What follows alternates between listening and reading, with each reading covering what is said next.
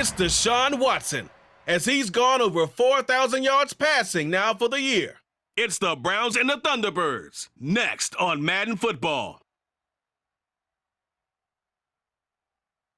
We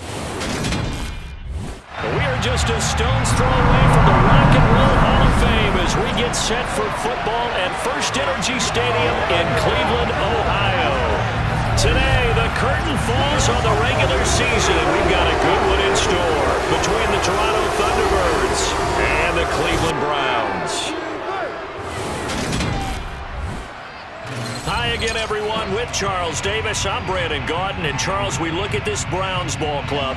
They come in losers of 2 straight, so they're trying to right the ship here a little bit. They're teetering a little bit, aren't they? And now things could really go south if they lose this game, so they understand the importance of playing well and stopping this streak. Meanwhile, for our visitors from north of the border, they've certainly found their groove of late, winners of 5 in a row. And I think the sky's the limit for this team. They're playing the best football that they've played in a long time.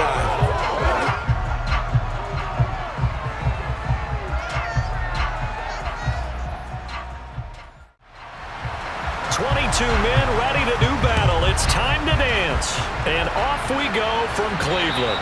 And that'll carry over the back line of the end zone for a touchback. So out comes this offense to take over for the first time.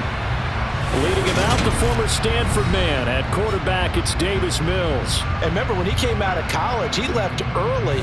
So a lot of people weren't really paying attention to this young man. But he was entrusted with a leadership role early in his NFL career and didn't shy away from it. Trying to run for it with Pollard.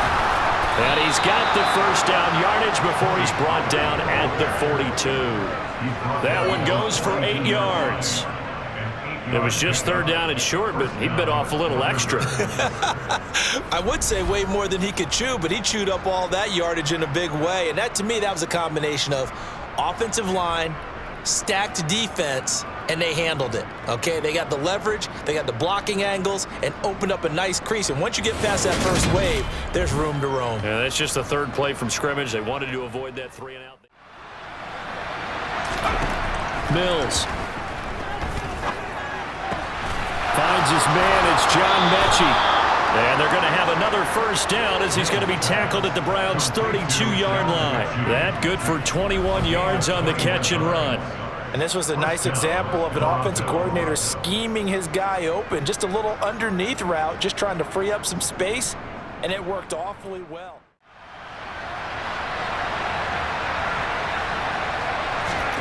From the 30 on 2nd down, Mills. And he's got his man on the out route. And he's taken down, but not before reaching the 10-yard line. The end result, 21 yards.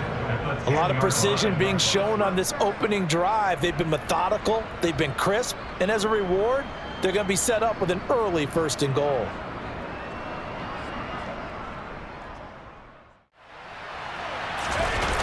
They'll run here with Pierce. And they'll go backwards here, losing yardage to the 14.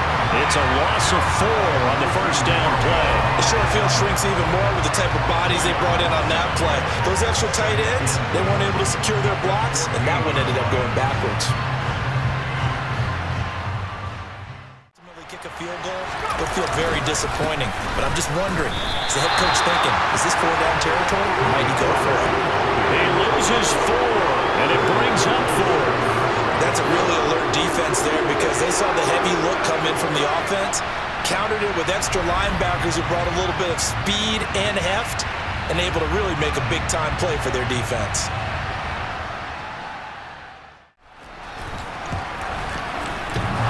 And it bangs off the right upright, no good. And this will remain a scoreless game. That opening drive looked good for a moment there, but they'll wind up being turned away thanks to the missed field goal. And those especially hurt when you come into a game on the road. You're trying to get things to go your way early, and now you suffer a setback right out of the gate. Cleveland offense making their way out.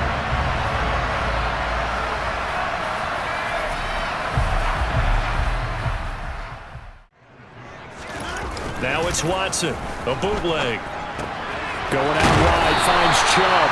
And he is going to have the Browns first down by a couple of yards as they're able to get 4 there on 3rd and 2. Well, that's how you use your safety valve, CD. He didn't appear to be the intended target, but they got it to him, and he was able to get just enough to pick up the first. And what a great example of where we are right now in the NFL, because if you're a running back, you're not just going to carry it. You got to catch it out of the backfield as well.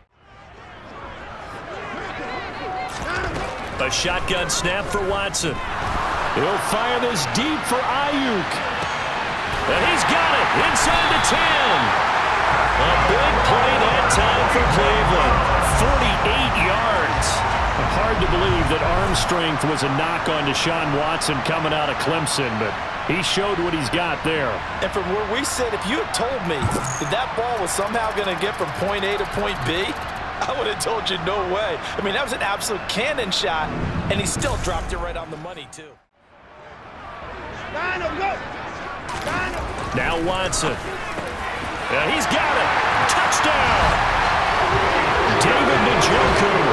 His 5th touchdown now on the year. And the Browns post the first points of the ballgame as they take the lead here in this 2nd quarter. Well, that's just how they drew it up, CD. His first read was there, got it to him quickly, and into the end zone. Watson on 3rd down. He's got his tight end, David Njoku, finding room at midfield. And he is going to have the Browns first down as they're able to get the 3rd down conversion. So many times in my career, I've heard coaches talk about completions are one thing, but as long as we're there at the catch and we get guys on the ground, we can win. As you go through your accounting on each and every defensive snap, who's got who, what defense you're in, that was totally a blown coverage. Perfect defense in this situation would have meant that there was an incompletion. They would have picked it off. Okay, so they gave up the completion. But I really enjoyed watching how the defense stayed in sync. On 4th down, Watson. A hit as he throws, and this is going to be incomplete. The Browns unable to move the chains on 4th down. And as a result, possession switches hands. So the defense has to stay out and get one more stop. They were able to do it, forcing the incompletion. So on their record, that goes down as a successful play. Doesn't matter how they got there, how it happened. They got it done. They're the ones that are jubilant.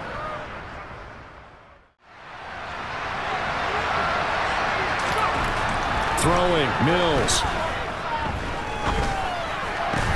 This is Chase Claypool on the receiving end. And they'll get him down on the other side of midfield. There's another example where defensive coaches constantly preach not allowing any run after the catch. They give up a few more yards than they wanted to, but they were able to get him down quickly and force a 4th down.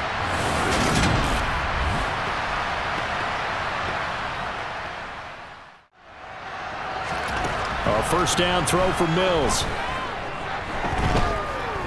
Going top shelf for Smith-Schuster. Into a double team, and it's intercepted.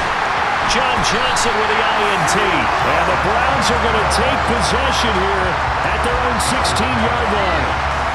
Not the best of plays there as a quarterback. You're right-handed, rolling left, trying to throw it that far downfield. I remember a coach of mine saying, son, that's the equivalent of trying to get the car keys out of your pocket with your opposite hand while you're trying to run. You just can't do it. The Browns now going to take over late in this first half as they take over with exactly 1 minute to go. Back-to-back good plays have them on the move on first down. Now it's Watson. Letting one fly deep for Cooper. And this is taken in at the 5. A big play there just before halftime. And even 60 yards. Well, partner, I'm not sure how this drive's going to end, but how about the way they flip field position there? A nice attacking play that picked up a heck of a chunk of yardage. Now, what do you think they're going to try and dial up on 3rd and goal? Well, knowing them and knowing what we just seen, I think they're throwing it again, don't you? I think you have to. I think in this situation, you kind of run out of your running plays, fire another one into the end zone.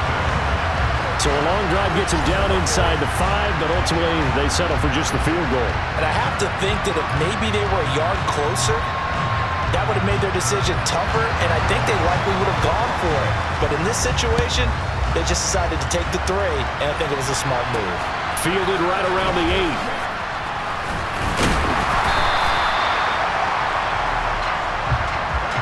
So we have reached halftime with our score 10-0. As we'll send you down to Orlando, and we check in with Jonathan Coachman for our EA Sports Halftime Report. Coach. All right, Brandon, thanks very much. It's all down to this. Week 18 of the NFL regular season. Lots to be decided, so let's get right to it.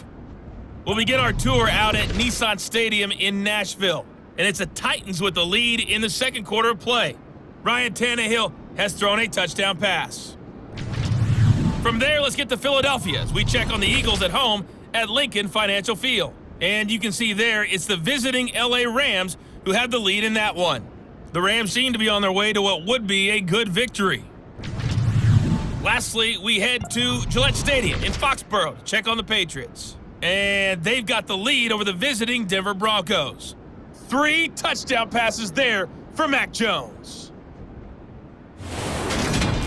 We'll move on now to check out the next-gen stats in that first half for our home team. And not much went right in those first 2 quarters. You can see the numbers on the ground there. Not a whole lot to write home about so far. Meanwhile, for the Browns, you get a look at what they were able to do throwing the football. And whatever they've done, it's worked, as they have the lead through 2 quarters of play. They didn't get it moving the way that they would like. They had success throwing it, but I think these first couple of drives... Trying for Ayuk, but it's intercepted. Picked off by Nasir Adderley, and he brings it back to right around the 26-yard line. Not the way you envision things to start out the third quarter. 1 play and already a turnover. It's interesting. You and I were talking with the coach, and he talked about how at halftime, as a play caller, he wanted to make sure he got a new script going for the second half, not just the one that he operated off of to start the game. Nowhere on that script did it have that result. Now we take a glance at the offense as they work their way back out. Goal now, get 2 more stops and limit the damage to a field goal. And it's incomplete, broken up. But there is a flag down. Let's see what that's about. Defense. So the pass incomplete in the end zone, but the flag comes out for interference. And now you're set up right on the doorstep of the goal line. 1 yard away changes what your play calls are going to be.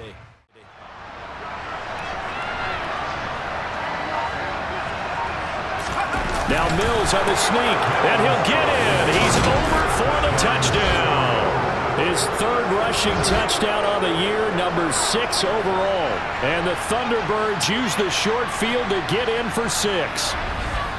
So it took them a little while, Charles, but now they have their first points of the game, and they come here in this 3rd quarter. And more often than not, Brandon, when that happens, you find yourself down 21, 28 points, and not really with a lot of hope, but with that touchdown. Here's Watson. Throw left side, there's Schwartz with it. And down he goes, but he takes it up to the 40. They call his number again. It's his 6th catch and a first down. And a good quarterback facing zone coverage. If he has just a little bit of time to survey the scene, that's what's going to happen. No doubt about it. If there's no pressure, he's going to continue to pick them apart because he'll have all that time to find someone open downfield. You can only cover for so long. So maybe they want to go to a zone blitz scheme, get a little bit more pressure.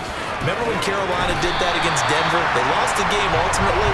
They dropped the defensive end out, and he ended up with an interception in that game in Super Bowl 50. Maybe some sort of scheme like that to try and get more pressure at the passer. I don't know what this says about me, but I love successful runs up the middle when the block. How about what we're seeing from the safeties? They are all over the field. Doesn't matter if they threw it or if they're trying to run it. I don't think we've ever awarded an MVU, most valuable unit, but you're right, it might go to them in this game. I like that, MVU. Well done. A yard in the wrong direction makes 3rd down tougher. 3rd down and 9. As a defense, you're more balanced when you're in zone coverage because you're able to keep your eyes on the quarterback. Out of the gun, Watson. Dancing to his left. Open man is Ayuk, complete. And he's going to get this one down to the edge of the red zone. Give him 22 there on the 3rd down conversion. Now that's all about making something happen as a quarterback because instead of forcing something on 3rd down, How about him buying some time outside of the pocket, waiting for someone to come open? They need, especially when they look up at the scoreboard. On second and a couple. Watson trying for Ayuk, but it's intercepted.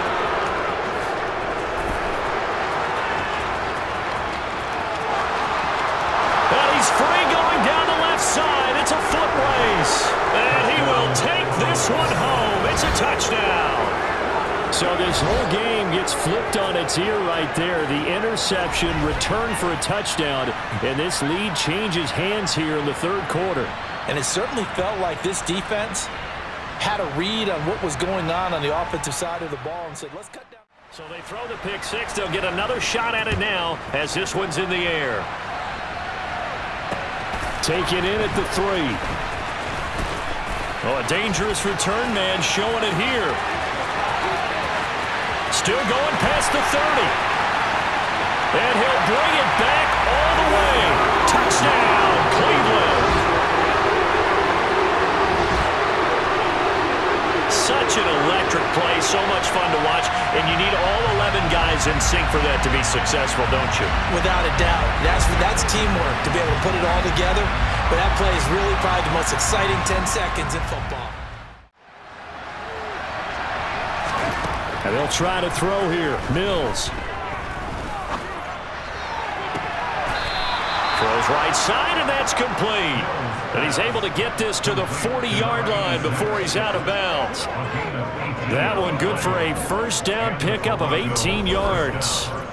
And here we are in the fourth quarter, partner, and watch them drive for what would be a go-ahead touchdown. And you and I both know this is where you need a quarterback who can keep his cool back there. Here's Mills. Over the middle, that's caught by Claypool. And they're going to have another first down as he's going to be tackled at the Browns' 23. A really nice pickup of 14 yards, and it moves the sticks. I love the drive they're working on here because they know they need to lead with a touchdown. And so far on this drive, so good. They've moved the ball down the field with very little resistance defensively. But they better be.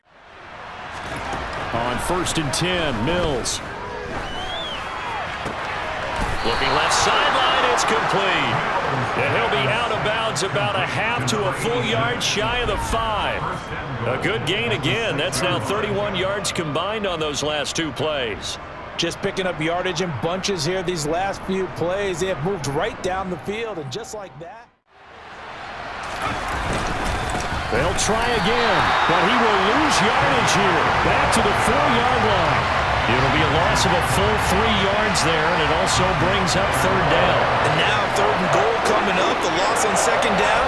That just means this crowd's going to get even louder, and they'll get a little bit of extra help from the defenders as they exhort them. Now to Mechie on the jet sweep. And he will push his way forward down to about the 3-yard line. Give him a couple on the run there, and now they're in that in-between area here on 4th and goal. Defensively, they had that one pretty well figured out. Yeah, and one of the things about this play, it can be even more effective when you run a lot of motion. And there's right angle. And his kick is no good. Oh, by the slimmest of margins, he missed it wide to the left. And instead of tying it up, they'll remain down by 3. A fourth quarter miss like that, there is no lonelier feeling than that kicker right now. As we all know, a lot of these games, they come down to special teams. And when that chance comes, you have to perform in order to help your team get over the top. Faking the give, now Watson. And that is taken in by Njoku. And he'll be taken down, but not before they work it across midfield. Well, they were in search of a short gain on 3rd down, and they wind up nabbing over 20 yards. And that certainly appears to be a critical conversion right there, because not only do they keep the drive going, they take valuable time off the clock as well. They have to feel really good about that last completion. Here now is 2nd and 10. Throwing again is Watson. Dumps this to his running back, Chubb. And he'll lose yardage here. Back at the 47. So they'll wind up losing 5 yards on the play, and they're going to be staring at a 3rd and long here. Well, that wasn't exactly a thing of beauty. I know they completed the pass, but look at the yardage lost. I mean, who does that make happy? On 3rd down, it's Nick Chubb. And he can only manage to get this to the 45-yard line, well short of the first. He gets a good chunk of yards there, 8 all told, but they're still looking at a 4th down. Well, partner, I know this type of running back. I mean, this size, this intensity usually gets better as the game goes on. Mills back to throw. And the comeback may stall out. It's intercepted. Picked up by Denzel Ward. And the Browns are going to take possession of the football. When you talk about making winning plays, that is a winning play at this stage of the game. To come up with that interception, huge. I like how you identify that. In this case, nursing a lead, they found a way to make a play on that side of the ball and maybe finish things off. And now Cleveland geared up to take the field. You're exactly right. Hold on to that ball. They'll run for it. Here's Chubb. And he will have a 1st down at about the 21-yard line. It's a gain of 3 there, and that should be just about all she wrote. I haven't met a football team yet that runs the ball successfully that doesn't talk about having an attitude to be a running football team, right? You got to be able to put your nose in there, smell where the 1st down sticks are, and get there.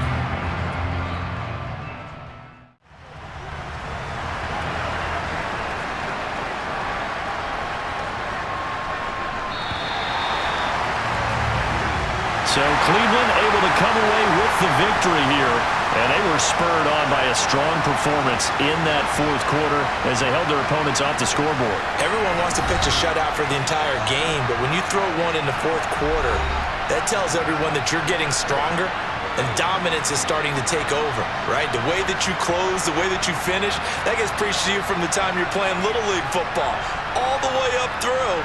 And they closed them out with a big-time performance down the stretch.